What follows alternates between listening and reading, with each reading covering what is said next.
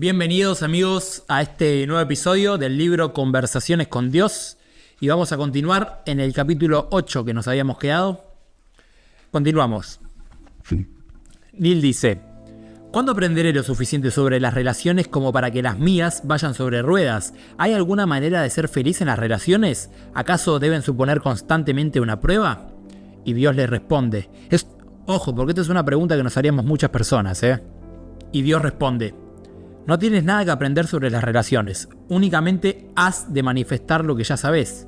Hay una manera de ser feliz en las relaciones y consiste en utilizarlas para el fin que le es propio y no para lo que tú has designado.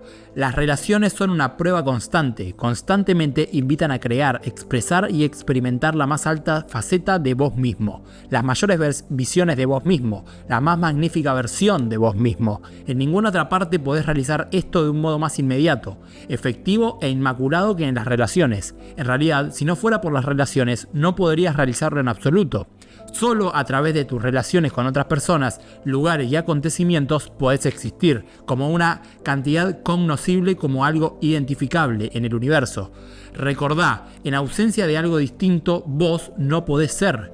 Sos únicamente lo que sos en relación a otra cosa que no es. Así, en el mundo de lo relativo, a diferencia del mundo del absoluto en el que yo habito.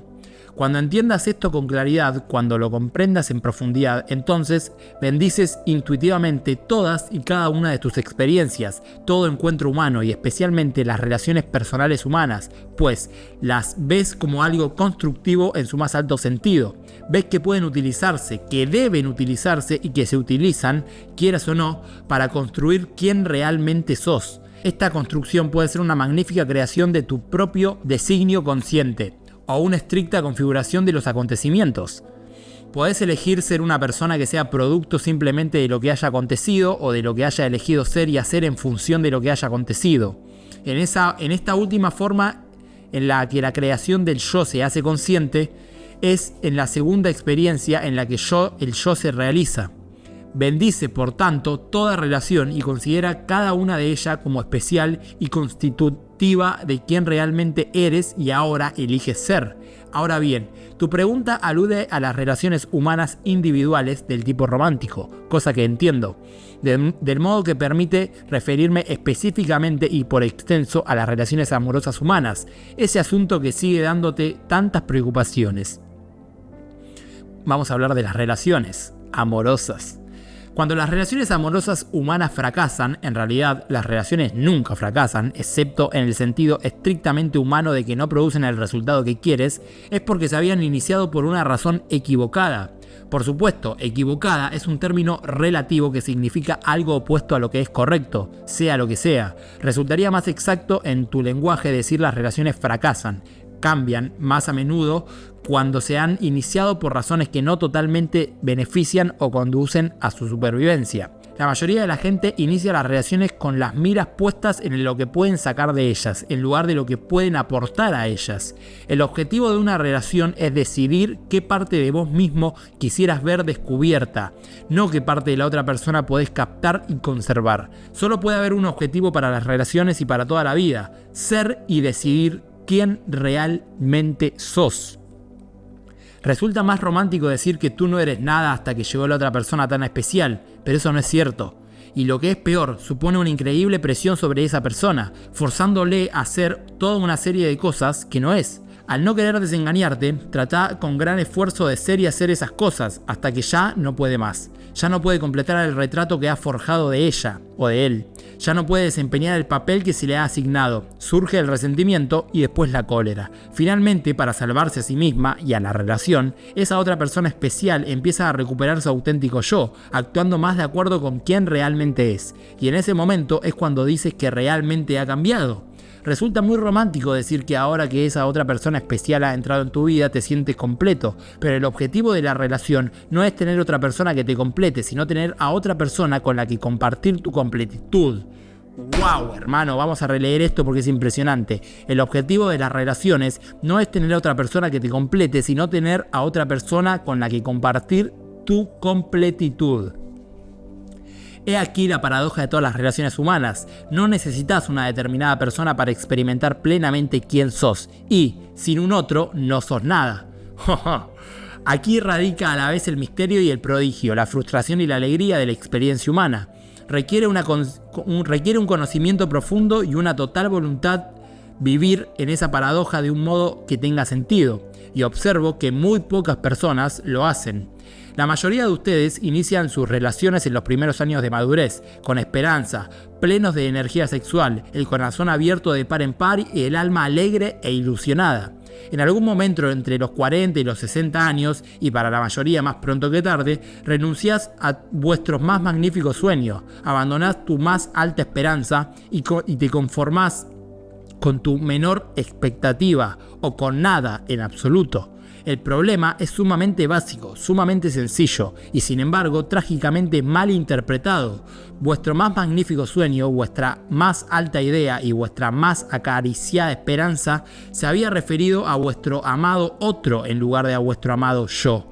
La prueba de vuestras relaciones se había referido al hecho de que hasta qué punto el otro se ajustaba a tus ideas y en qué medida considerabas que ustedes se ajustaban a las suyas. Sin embargo, la única prueba auténtica se refería al hecho de hasta qué punto ustedes se ajustan a las suyas.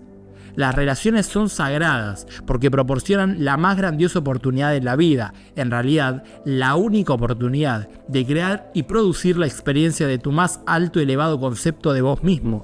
Las relaciones fracasan cuando las considerás la más grandiosa oportunidad de crear y producir la experiencia de tu más alto elevado concepto del otro. Si dejás que en una relación con otra persona cada uno se preocupe de sí mismo, de lo que uno mismo es, hace y tiene, de lo que uno mismo quiere, pide y obtiene, de lo que uno mismo busca, crea y experimenta, todas las relaciones servirían magníficamente a este propósito y a quienes participan de ellas. Vamos a hacer una pausa acá. Interesantísimo lo que está diciendo Dios, que nos está diciendo que tenemos que ser egoístas, que tenemos que pensar en nosotros. Que para que una relación funcione, tenemos que centrarnos en nosotros, estar bien, y que la otra parte se centre en estar bien. Entonces, muy interesante este concepto. Y que con nuestra completitud compartamos, pero no se refiere a ayudar al otro, a que el otro esté bien. Vos tenés, como dice acá, si dejás que cada uno se preocupe de sí mismo, de lo que uno mismo es, hace y tiene, de lo que uno mismo quiere, pide y obtiene, de lo que uno mismo busca, crea y experimenta, todas las relaciones servirían magníficamente a este propósito y a quienes participan en ellas, pero las encauzamos mal. Continuamos. Dejá que en las relaciones con otras personas cada uno se preocupe no del otro, sino solo y únicamente de sí mismo. Parece una enseñanza extraña, ya que te han dicho que en la forma más elevada de la relación uno se preocupa únicamente del otro, pero yo te digo esto, es el hecho de centrarte en el otro, de obsesionarte con el otro, los que hace que las relaciones se fracasen, que se frustren. ¿Qué es el otro? ¿Qué hace? ¿Qué tiene? ¿Qué dice? ¿Qué quiere? ¿Qué pide? ¿Qué piensa? ¿Qué espera? ¿Qué planea? El maestro entiende que no importa lo que el otro sea, haga, tenga, diga, quiera o pida, no importa lo que el otro piense, espere o planee, solo importa lo que vos hagas en relación con ello. La persona que más ama es la persona que está más centrada en sí misma. Esa es una enseñanza muy radical, le dice Neil. Y claro, porque esto te rompe todos los conceptos que vos tenés en la vida. No si la observás con atención. Si no te amás a vos mismo, no podés amar a otro. Mucha gente comete el error de tratar de amarse a sí mismo a través de amar a otro. Por supuesto, no se dan cuenta de lo que hacen. No se trata de un esfuerzo consciente, sino de algo que se da en la mente a un nivel muy profundo, en lo que llaman subconsciente. Piensan, si puedo amar a otros, ellos me amarán a mí. Entonces seré alguien digno de ser amado y por lo tanto yo me amaré a mí mismo. El reverso de esto es que muchas personas se odian a sí mismas porque piensan que no hay nadie que las quiera. Se trata de una enfermedad. Es el verdadero mal de amores. Pues lo cierto es que si hay otras personas que les quieren, pero no importa. No importa cuánta gente manifieste su amor hacia ellos. Nunca es suficiente. En primer lugar, no creen en ti. Piensan que tratas de manipularles, que tratas de sacar algo de ellos. ¿Cómo podrías quererles por lo que realmente son?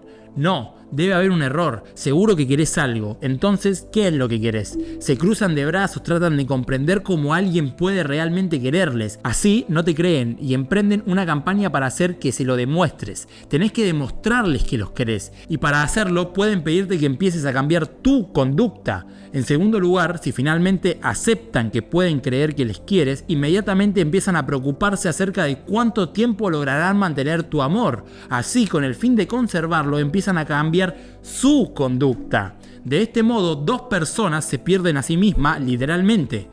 Inician la relación esperando encontrarse a sí mismas y en lugar de ello se pierden a sí mismas. Esta pérdida de uno mismo en una relación es lo que provoca la mayor parte de la amargura de estas parejas. Dos personas se unen para compartir su vida esperando que el todo será más que la suma de las partes y se encuentran con que es menos. Se sienten menos que cuando estaban solos, menos capaces, menos hábiles, menos apasionados, menos atractivos, menos alegres, menos contentos. Y ello es así porque son menos, han renunciado a la mayor parte de lo que son con el fin de tener y conservar la relación. Las relaciones nunca han tenido por qué ser así, pero así es como la han experimentado la mayoría de las personas que ustedes conocen. Pero ¿por qué, Dios? ¿Por qué hacemos esto? Porque la gente ha perdido el contacto, si es que alguna vez lo tuvo, con el propósito de las relaciones. Cuando has dejado de ver a los otros como almas sagradas en un viaje sagrado, no podés ver el propósito, la razón que se oculta tras toda relación. El alma ha venido al cuerpo y el cuerpo ha venido a la vida, con el propósito de evolucionar. Estás en evolución, estás en devenir y utilizás tus relaciones con cualquier cosa para decidir aquello que querés devenir. Esa es la tarea que habéis venido a realizar acá. Esa es la alegría de crearse a sí mismo, o de conocerse a sí mismo, o de llegar a ser consistentemente lo que uno quiere ser. Eso es lo que significa ser consciente de uno mismo. Habéis traído a vuestro yo al mundo relativo para poder disponer de las herramientas con las que conocer y experimentar quién realmente sos, y sos quien os creás en relación con todo lo demás. Vamos a releer esto. Sos quien creás en relación con todo lo demás, con todo lo que sucede. Tus relaciones personales constituyen el elemento más importante en este proceso, por lo tanto, tus relaciones personales son tierra santa. Prácticamente no tienen nada que ver con el otro, pero puesto que implican a otro, tienen todo que ver con el otro. Esta es la divina dicotomía. Este es el círculo perfecto. Así constituye una enseñanza tan radical afirmar: bienaventurados los que se centran en sí mismos, porque ellos conocerán a Dios. Puede que no sea un mal objetivo en tu vida conocer la parte más elevada de vos mismo y permanecer centrado en ella. Tu primera relación, pues, debe ser contigo mismo. Debes aprender primero a honrarte, cuidarte y amarte a vos mismo. Debes verte primero a vos mismo como estimable para poder ver al otro como tal. Debes verte primero a vos mismo como bienaventurado para poder verlo al otro como tal. Debes verte primero a vos mismo como santo para poder reconocer la santidad en el otro. Si colocas el carro delante del caballo, como muchos religiosos te piden que hagas, y reconoces al otro como santo antes de reconocerte a ti mismo como tal, un día te resentirás de ello. Si hay algo que ninguno de ustedes puede tolerar, es que alguien sea más santo que uno. Sin embargo, tus religiones te enseñan a considerar que los otros son más santos que ustedes mismos, y eso es lo que hacen, aunque solo durante algún tiempo. Luego los crucifican. Habéis crucificado de una manera u otra a todos mis maestros, no solo a uno, y lo habéis hecho no porque fueran más santos que ustedes, sino porque creían que lo eran. Todos mis maestros han traído el mismo mensaje: no, yo soy más santo que tú, sino que tú eres tan santo como yo. Este es el mensaje que no sos capaz de escuchar, esta es la verdad que no te animás a aceptar, y esta es la razón por la que nunca te enamorás realmente, auténticamente de otra persona, porque nunca te habéis enamorado realmente y auténticamente de vos mismo. Así que dejá que te diga algo, centrate ahora y siempre en vos mismo. Preocupate de observar lo que vos sos, hacés y tenés en este momento dado, y no cómo los demás lo ven. No debes buscar tu salvación en la acción del otro, sino en tu reacción. Así lo haré, dice Neil, pero de una manera u otra eso suena como si no debiéramos preocuparnos de lo que los otros nos hacen en la relación de nosotros. Pueden hacer cualquier cosa y mientras conservamos nuestro equilibrio, nos mantengamos centrados en nosotros mismos y todas esas cosas, nada nos afectará. Pero lo que hacen los demás sí nos afecta, a veces sus actos sí nos hacen daño. Y cuando el dolor aparece en las relaciones con otras personas es cuando yo no sé qué hacer. Está muy bien decir, mantenerte al margen, haz que no te afecte en absoluto. Pero eso resulta muy fácil de decir más que de hacer. A mí me hacen daño las palabras y las acciones de las personas con quienes tengo relaciones, Dios, le dice Neil. Claro, buenas justificaciones tira acá Neil. Vamos a ver qué dice Dios. Llegará el día en que no... Buenísimo, hermano. Llegará el día en que no te lo harán. Y será el día en que te realices y actualices el auténtico significado de las relaciones con los demás, su auténtica razón. Si reaccionás del modo en que lo haces es porque has olvidado esto. Pero eso está bien, forma parte del proceso de crecimiento, forma parte de la evolución. Es la obra del alma la que construyes en la relación con los demás. Se trata de un grandioso conocimiento, de un grandioso recuerdo. Hasta que recuerdes eso y recuerdes también cómo utilizar las relaciones como una herramienta en la creación de ti mismo, debes trabajar en el nivel en el que estás. El nivel de conocimiento, el nivel de la voluntad, el nivel de la remembranza. Así, hay una serie de cosas que puedes hacer cuando reacciones con dolor ante lo que otra persona es, dice o hace. La primera es admitir con franqueza lo que sientes exactamente, tanto a ti mismo como a la otra persona. Muchos de ustedes tienen miedo de hacer esto, pues piensan que van a quedar mal. En alguna parte, en lo más profundo de ustedes, os das cuenta de que probablemente es ridículo que penses así. Probablemente resulta mezquino, sois mejor que eso, pero no es culpa tuya, sigues pensando así. Solo hay una cosa que puedes hacer al respecto. Debes honrar tus sentimientos, puesto que honrar tus sentimientos significa honrarte a ti mismo. Y debes amar a tu prójimo como a ti mismo. ¿Cómo puedes aspirar a entender y honrar los sentimientos de otra persona si no puedes honrar los que albergan en tu interior? La primera pregunta en cualquier proceso de interacción con otra persona es ¿quién soy y qué quiero ser en relación con ello? A menudo no recordás quién sos y no sabes qué querés ser, hasta que probás algunos modos de ser. He aquí por qué resulta tan importante honrar tus sentimientos más auténticos. Si tu primer sentimiento es negativo, el hecho de tener dicho sentimiento a menudo es suficiente para deshacerlo. Es cuando estás colérico, cuando estás molesto, cuando estás disgustado, cuando estás furioso, cuando tenés el sentimiento de querer hacer daño, cuando podés rechazar esos sentimientos primarios en tanto no forman parte de quién querés ser. El maestro es aquel que ha vivido las suficientes experiencias como para saber por adelantado cuál es su elección definitiva. No necesita probar nada, ya ha llevado antes esa ropa y sabe que no le sienta bien. Esa no es la suya, y puesto que la vida de un maestro está dedicada a la realización constante del yo, tal como uno mismo sabe que es, nunca albergará esos sentimientos que no le sientan bien. He aquí por qué los maestros se muestran imperturbables frente a lo que los demás llaman calamidades. Un maestro bendice la calamidad, pues sabe que a partir de la semilla del desastre y de toda experiencia, crece el yo. Y el segundo objetivo de la vida de un maestro es crecer siempre, ya que una vez se ha realizado plenamente a sí mismo, no tiene otra cosa que hacer, excepto ser más que eso.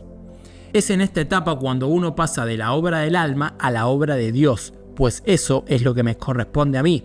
Supondré a efectos de nuestro análisis que de momento estás en la obra del alma. Estás todavía tratando de realizar, de hacer real, quién realmente sos. La vida, el yo, te dará abundantes oportunidades para crearlo. Recordá que la vida no es un proceso de descubrimiento, sino que es un proceso de creación. Podés crear a quien realmente eres una y otra vez. En realidad, lo estás haciendo cada día. Sin embargo, actualmente no siempre responderás de la misma manera frente a una experiencia externa idéntica. Puede que un día decidas ser paciente, amable y cariñoso en relación a ella, y otro día puede que decidas enfadarte, ser desagradable y estar triste. El maestro es aquel que siempre responde de la misma manera, y esa manera es siempre la opción más elevada. Vamos a releer esto. El maestro es aquel que siempre responde de la misma manera, y esa manera es siempre la opción más elevada. En esto, el maestro es inmediatamente previsible. Por el contrario, el discípulo es totalmente imprevisible. Se puede afirmar si alguien se halla en el camino del maestro simplemente observando con qué grado de previsibilidad escoge la opción más elevada en respuesta o como reacción a una determinada situación.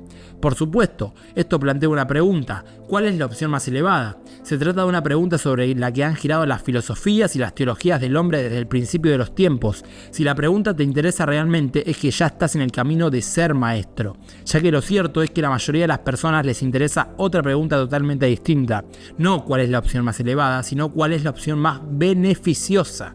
O bien, cómo puede reducir mis pérdidas al mínimo.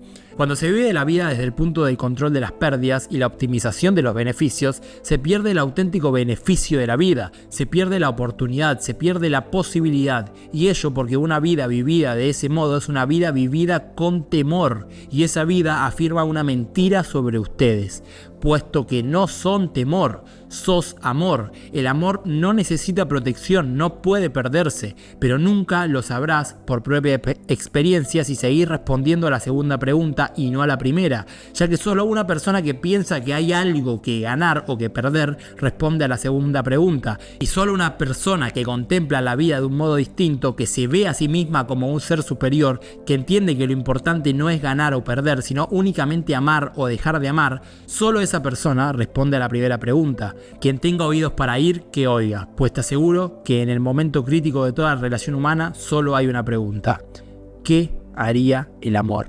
¡Wow! ¡Qué rico! ¡Qué rico esto! ¿Qué haría el amor? Ninguna otra pregunta es importante, ninguna otra pregunta es significativa, ninguna otra pregunta tiene la menor importancia para tu propia alma. Topamos aquí con un punto de muy delicada interpretación, ya que este principio de la acción basada en el amor ha sido muy mal interpretado, y esta mala interpretación ha dado origen a resentimientos y enfados, lo cual a su vez ha hecho que muchos se apartaran del camino. Durante siglos te han enseñado que la acción basada en el amor se deriva de la decisión de ser, hacer y tener cualquier cosa que produzca el mayor bien a otro. Pero deja que te diga algo, la opción más elevada es la que te produce el mayor bien a vos mismo. Quiero que por favor escuches esto. La opción más elevada es la que te produce el mayor bien a vos mismo. Al igual que toda verdad espiritual profunda, esta afirmación se presenta inmediatamente a una mala interpretación. El misterio se aclara un poco en el momento en que uno decide cuál es el mayor bien que puede hacerse a sí mismo, y cuando se ha tomado la opción absolutamente más elevada, el misterio desaparece, el círculo se completa y el mayor bien para uno mismo se convierte en el mayor bien para el otro. Puede que se necesiten varias vidas para entender esto, e incluso varias más para ponerlo en práctica, ya que esta verdad gira en torno a otra aún mayor. Lo que te haces a vos mismo se lo haces a otro, y lo que le haces a otro te lo haces a vos mismo, y ello porque tú y el otro son lo mismo, y ello porque no hay nada más que vos mismo. ¡Wow! Es impresionante esto, espero que lo estén disfrutando tanto como yo. Todos los maestros que han transitado por tu planeta lo han enseñado. En verdad os digo que lo que hacéis a uno de mis hermanos más pequeños me lo hacéis a mí. Sin embargo, para la mayoría de las personas se ha quedado simplemente en una gran verdad esotérica con escasa aplicación práctica. En realidad, se trata de la verdad esotérica con mayor aplicación práctica de todos los tiempos. En las relaciones con los demás es importante recordar esta verdad. Sin ella, dichas relaciones resultan muy difíciles. Volvamos a las aplicaciones prácticas de este saber y dejemos por el momento su aspecto puramente espiritual y esotérico. Muy a menudo, con la anterior interpretación, la gente, con buena intención y en muchos casos auténtico sentimiento religioso, hacia lo que considera que sería lo mejor para la otra persona.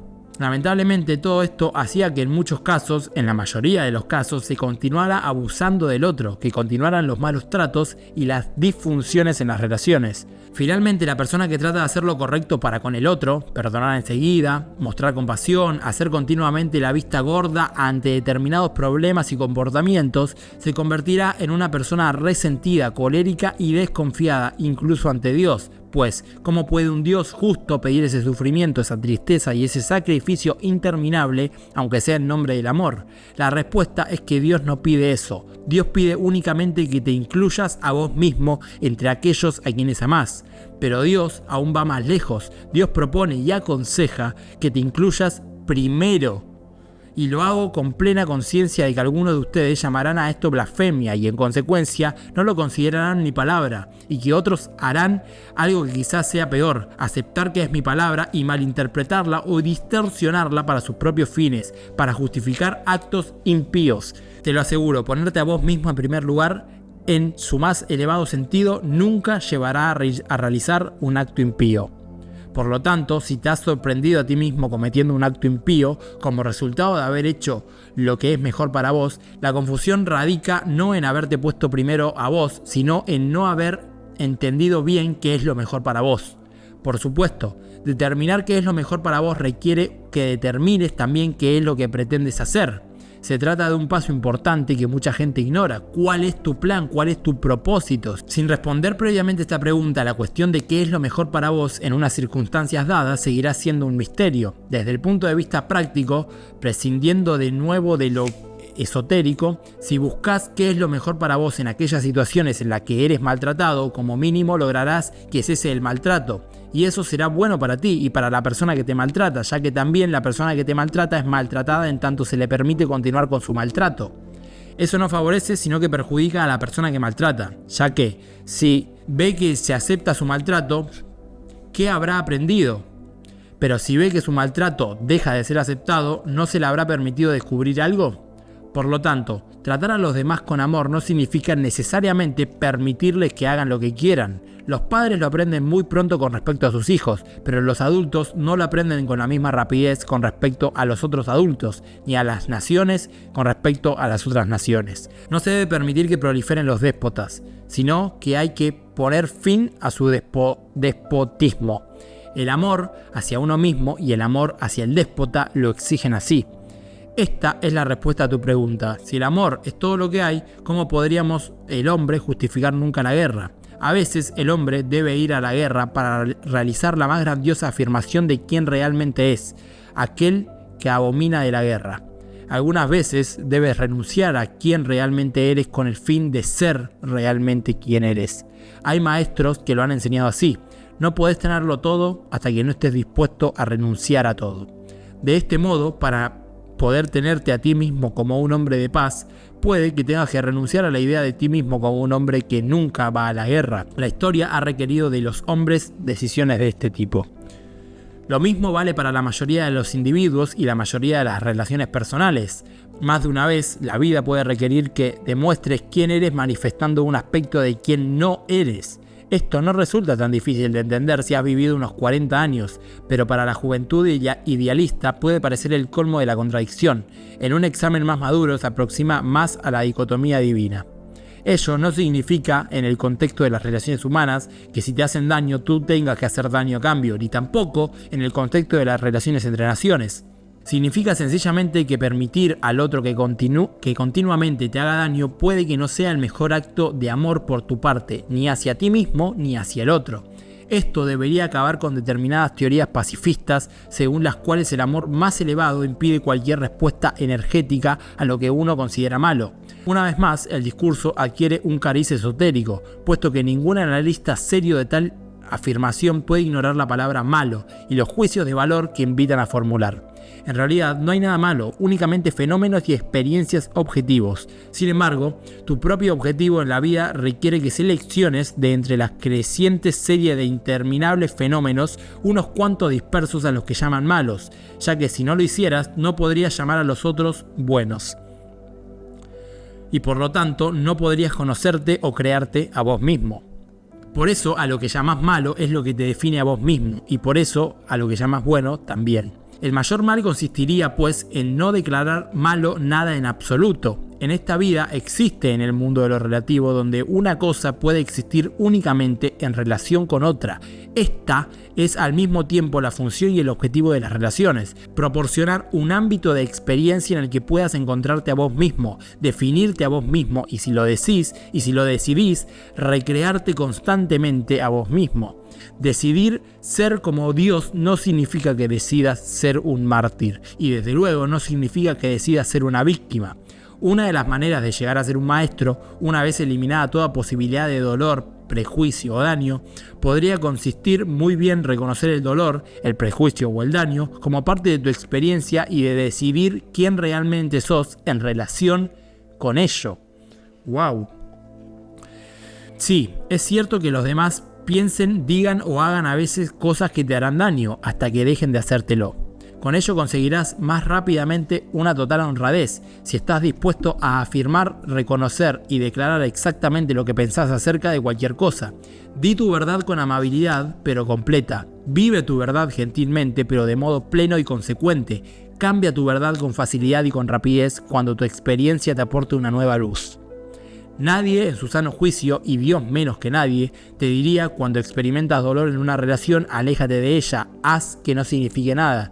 Si estás experimentando dolor, es demasiado tarde para hacer que no signifique nada. Tu tarea en este momento consiste en decidir qué significa y manifestarlo, puesto que, al hacerlo así, eliges y te haces aquel que pretendes ser. Qué hermosas palabras, hermano. Voy a releer esto. Si estás experimentando dolor, es demasiado tarde para hacer que no signifique nada. Tu tarea en este momento que estás atravesando dolor consiste en decidir qué significa y manifestarlo, puesto que al hacerlo así, elegís y te haces aquel que pretendés ser.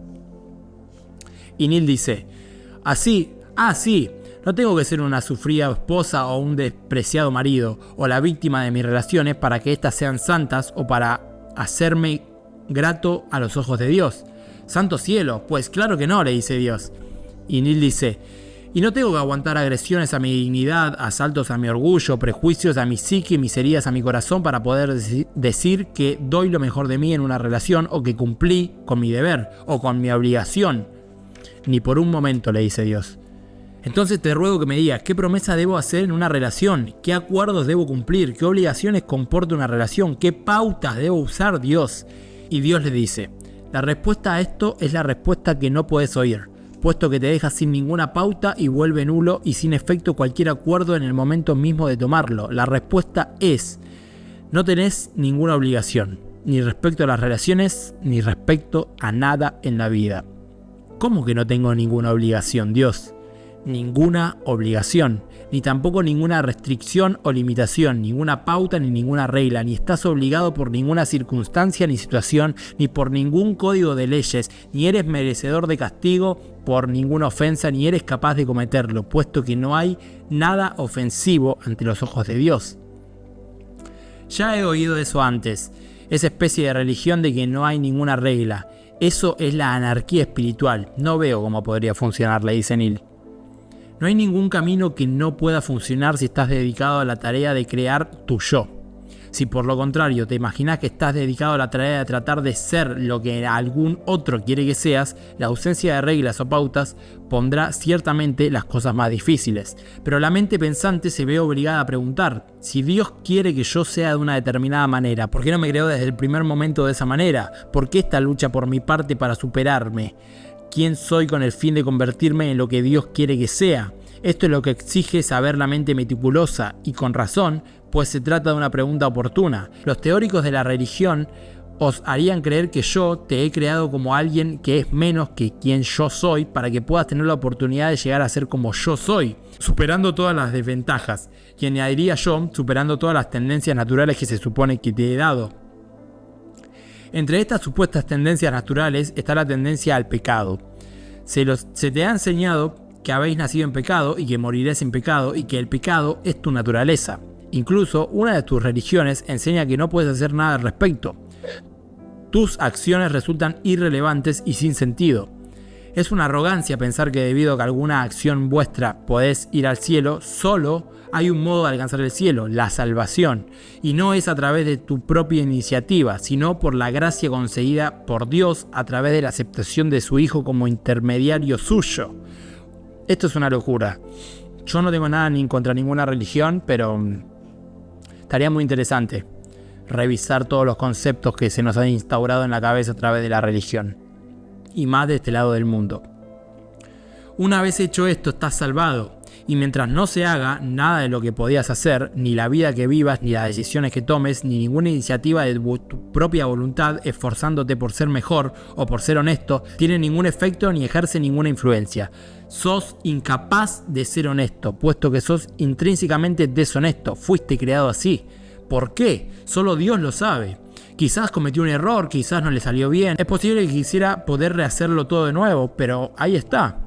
¿Qué le vamos a hacer? Vos te estás burlando de mí, ¿no? Le dice Neil. No, ustedes se burlan de mí. Dicen que yo, Dios, creé seres intrínsecamente imperfectos y luego le pedí que fueran perfectos bajo la amenaza de condenarlos. Decís que en algún momento, tras varios miles de años de experiencia en el mundo, me aplaqué. Decís que en algún momento, tras varios miles de años en la experiencia del mundo, me aplaqué. Y decís que a partir de entonces ya no tenés necesariamente que ser bueno, sino que simplemente te tenés que sentir mal cuando no estés haciendo algo bueno.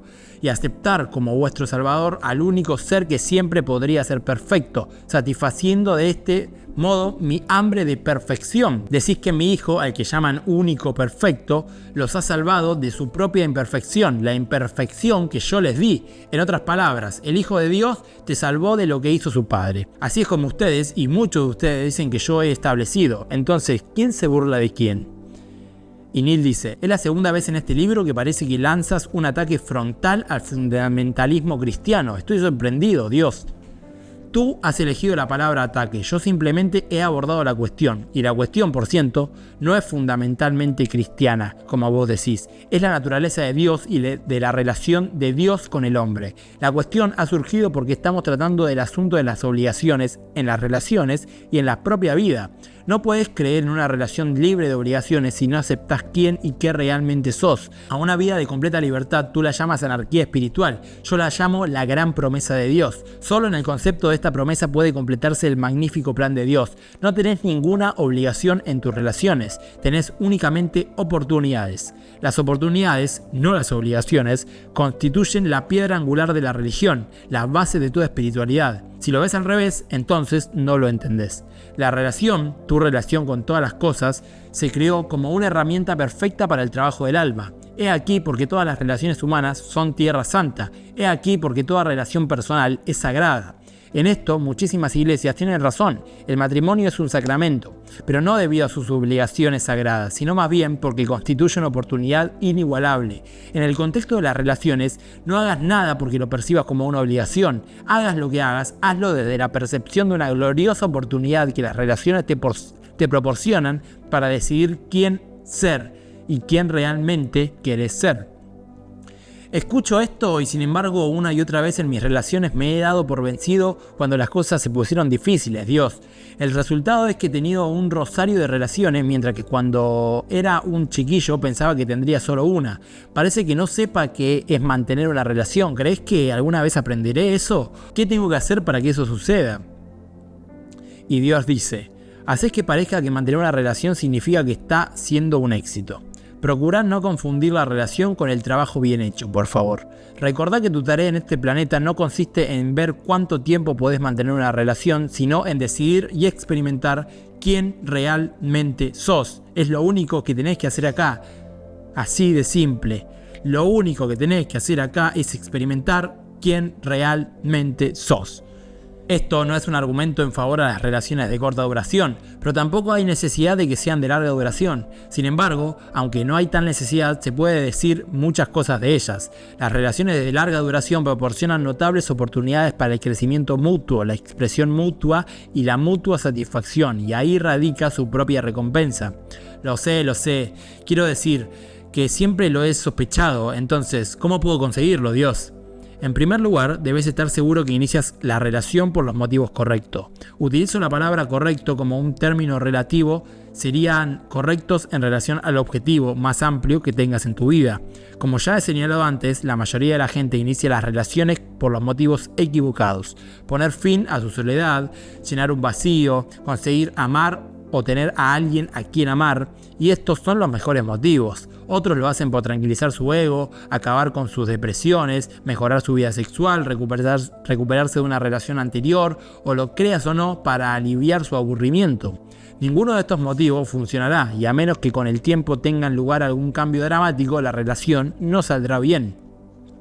Yo no he iniciado mis relaciones por ninguno de esos motivos, Dios. Permitite dudarlo, por favor. No creo que sepas por lo que has iniciado tus relaciones. No creo que pensaras en ello. No creo que iniciaras tus relaciones con un propósito consciente. Creo que las iniciaste porque te enamoraste. Eso es exactamente, Dios. Y no creo que te pararas a examinar por qué estabas enamorado, a qué respondías, qué necesidad o conjunto de necesidades satisfacías. Para la mayoría de la gente, el amor responde a la satisfacción de una necesidad. Cada uno sabe lo que necesita. Tú necesitas una cosa, el otro necesita otra, y cada uno ve en el otro una posibilidad de satisfacer esa necesidad, de modo que se establece un intercambio táctico. Yo te doy lo que tengo si vos me das lo que tenés. Se trata de una transacción, pero no decís la verdad al respecto, no decís cuánto intercambio contigo, sino cuánto te quiero, y luego viene el desengaño. Ya había señalado eso antes, Dios. Sí, y tú has hecho eso antes, y no una, sino varias veces. A veces parece que este libro se mueve en círculos, tocando mismos puntos una y otra vez, le dice Neil. En cierto modo, como la vida misma, le dice. El método aquí es que tú formules unas preguntas y yo simplemente las contesto. Si formulas la misma pregunta de 3 modos diferentes, me veo obligado a seguir respondiendo a ella. Quizás es que tengo la esperanza de que salgas con una respuesta distinta, Dios. Creo que exagerás cuando te pregunto acerca de las relaciones. ¿Qué tiene de malo de enamorarse perdidamente sin haber pensado en ello? Nada, enamórate de tantas personas como quieras, si ese es tu deseo. Pero si vas a establecer con ellas una relación para toda la vida, tal vez quieras pensar un poco en eso. Por otra parte, si disfrutás pasando una relación a otra, o lo que es peor, manteniéndolas porque crees que tenés que hacerlo y por tanto viviendo una vida de callada desesperación, si disfrutás repitiendo esas pautas de tu pasado, seguí haciendo lo que has hecho hasta ahora. De acuerdo, mensaje recibido, Dios. Chico, eres implacable, ¿sabes? Ese es el problema de la verdad. La verdad es implacable, no te deja tranquilo, se acerca sigilosamente a vos en cualquier parte, mostrándote lo que realmente es. Puede llegar a ser fastidiosa la verdad. Y esto te lo está diciendo a vos. Puede llegar a ser fastidiosa la verdad. Pero es necesaria. De acuerdo, entonces quiero encontrar las herramientas para lograr una relación duradera. Y decís que iniciar las relaciones con un objetivo consistente es una de ellas. Sí, debes estar seguro de que vos y tu pareja estás de acuerdo en el objetivo. Si ambos están de acuerdo a un nivel consciente de que el objetivo de tu relación consiste en crear una oportunidad, no una obligación, una oportunidad de crecimiento, de autoexpresión plena, de elevar tu vida a través de tu más alto potencial, de sanar cualquier falso pensamiento o idea que hayas tenido de vos mismo y de la unión final con Dios a través de la comunión de las dos almas, si asumes ese compromiso en lugar de los compromisos que has asumido hasta ahora, la relación se habrá iniciado con muy buen pie, habrá tenido un muy buen principio. Sin embargo, eso no garantiza el éxito. Si querés garantías en la vida, entonces no quieras la vida. Quieres ensayar un guión que ya ha sido escrito, pero por su propia naturaleza la vida no puede tener garantías. De ser así, todo su propósito se vería frustrado. Está bien, de acuerdo. Supongamos que he iniciado la relación con este muy buen principio. ¿Cómo puedo mantenerla, Dios? Sabiendo y entendiendo que vendrán pruebas y momentos difíciles. No trates de evitarlos. Dale la bienvenida, agradecelos, consideralos como un magnífico don de Dios. Oportunidades grandiosas de hacer lo que has venido a hacer en relación y en la vida. En esos momentos, esforzate en no ver a tu pareja como el enemigo y como la oposición. En realidad, procura no ver a nadie ni a nada como el enemigo o como el problema. Cultiva la técnica de contemplar los problemas como oportunidades. Oportunidades de, ya sé, de ser y decidir quién realmente soy. Exacto, veo que lo vas entendiendo, le dice Dios. Sin embargo, todo eso me sugiere una vida bastante aburrida. Entonces es que tenés la mira muy baja. Ensanchá tus horizontes, aumenta la profundidad de tu visión, trata de ver más en vos de lo que crees que podés ver. Trata también de ver más en tu pareja. Nunca perjudicará en nada a tus relaciones ni a nadie el hecho de que veas en los otros más de lo que ellos te muestran, puesto que hay mucho más. Es únicamente su miedo lo que impide mostrárselo. Si los demás notan que tú ves más allá de ellos, no temerán mostrarte lo que tú, evidentemente, ya ves. Las personas tienden a cumplir las expectativas que los demás tenemos acerca de ellas, le dice Neil. Algo parecido. No me gusta usar la palabra expectativas. Las expectativas arruinan la relación. Digamos que las personas tienden a ver en sí mismas lo que los demás vemos en ellas. Cuando más grandiosa sea nuestra visión, más grandiosa será su voluntad de manifestar la parte de ellos que nosotros les hemos mostrado. ¿No es así como funcionan todas las relaciones auténticamente dichosas? ¿No forma esto parte del proceso de curación, el proceso por el cual permitimos a las personas desprender de cualquier falso pensamiento que hayan tenido acerca de sí mismas? ¿No es esto acaso lo que yo estoy haciendo acá en este libro con vos? Sí, le dice Neil. pues esa es la obra de Dios. La obra del alma consiste en darse cuenta de quién es ella misma. La obra de Dios consiste en que en todos los demás se den cuenta de quiénes son. Y Neil dice, y lo hacemos en la medida en que vemos a los otros como quienes son, en la medida en que les recordamos quiénes son. Podés hacerlo de dos maneras: recordarles quiénes son, lo que resulta muy difícil puesto que no te creerán, y recordando quién sos vos, mucho más fácil puesto que no necesitas que ellos te crean, basta con que vos mismo lo creas. Al manifestar esto último constantemente, al final recordarás a los demás quiénes son, pues se ven a sí mismos en vos. Muchos maestros han sido enviados a la tierra para manifestar la verdad eterna. Otros, como Juan el Bautista, han venido en calidad de mensajeros, describiendo la verdad con vivos colores, hablando de Dios con inconfundible claridad. Estos mensajes tan especiales han sido dotados de extraordinaria perspicacia y de un poder muy especial para ver y acoger la verdad eterna, además de la capacidad de comunicar conceptos complejos de manera que las masas puedan entenderlos. Tú eres uno de esos mensajeros. ¿Yo? Sí, ¿lo crees? Es algo tan difícil de aceptar, Dios. Quiero decir que todos queremos ser especiales. Todos son especiales. Y aquí interviene el ego, dice Neil. Al menos a mí me sucede. Y trata de hacernos sentir de algún modo elegidos para una tarea extraordinaria. Constantemente tengo que luchar contra ese ego y tratar de depurar una y otra vez cada uno de mis pensamientos, palabras y obras, procurando mantener con ello mi crecimiento personal, de modo que resulta muy difícil oír lo que decís, puesto que soy consciente de que ello afecta a mi ego y he pasado toda mi vida luchando contra él. Sé que lo has hecho, y a veces con no demasiado éxito. Lamento tener que estar de acuerdo con eso, Dios. Sin embargo, siempre que has acudido a Dios, has dejado a tu ego de lado. Más de una noche has rogado y suplicado claridad, implorando inspiración al cielo, y no para enriquecerte o verte colmado de honores, sino desde la profunda pureza de la simple ansia del conocimiento. Sí.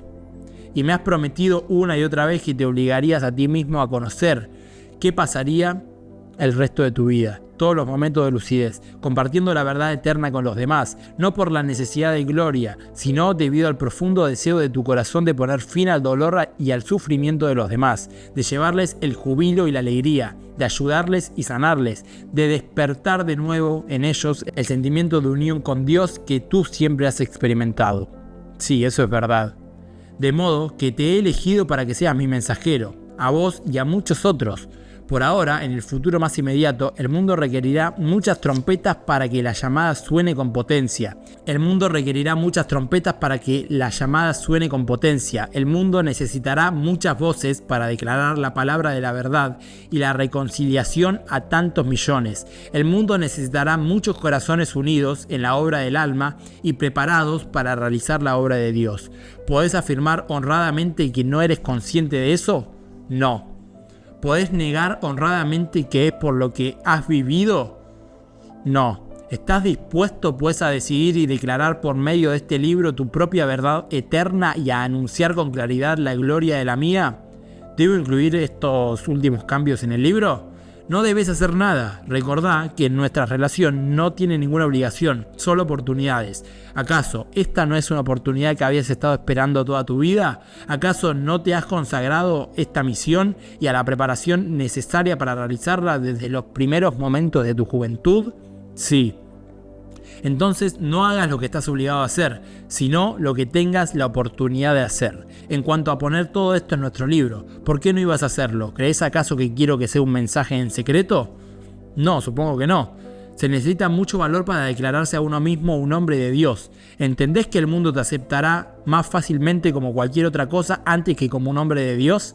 ¿Un auténtico mensajero? Cada uno de mis mensajeros han sido humillados. Lejos de alcanzar la gloria, no han alcanzado sino la congoja de su corazón.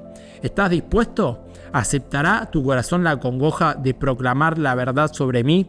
¿Estás dispuesto a aguantar la burla de los demás seres humanos? ¿Estás preparado para renunciar a la gloria en la tierra a cambio de la plena realización de la mayor gloria en el alma? De repente, Dios hace que todo parezca bastante difícil, le dice Neil. ¿Querés que lo tomemos a broma? Bueno, podríamos quitarle un poco de hierro, le dice. Yo soy partidario de quitarle el hierro a las cosas, le dice Dios. ¿Por qué no terminamos este capítulo con un chiste? Buena idea, ¿sabes alguno? Le dice Neil. No, pero vos sí. Explicá aquel de la niña que estaba dibujando un retrato.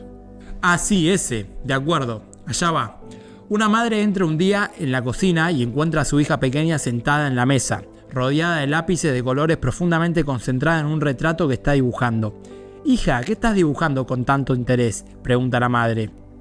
«Es un retrato de Dios, mamá», responde la niña con ojos brillantes.